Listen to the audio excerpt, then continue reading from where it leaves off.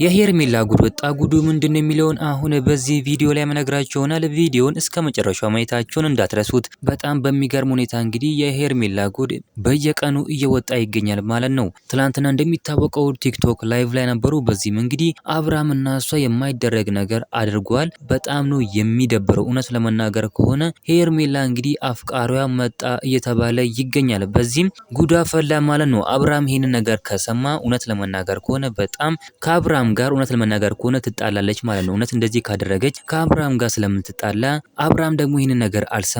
ከሰማ ጉዳ ይፈላል ማለት ነው። ሄርሜላም በጣም ደንግጣለች። እንዴት መጣ ባሌ ብላ ተናዳለች ማለት ነው። በጣም ነው የሚገርም። እውነቴን ነው የምላችሁ ሄርሜላ በጣም ብዙ ባሎች አላት ማለት ነው።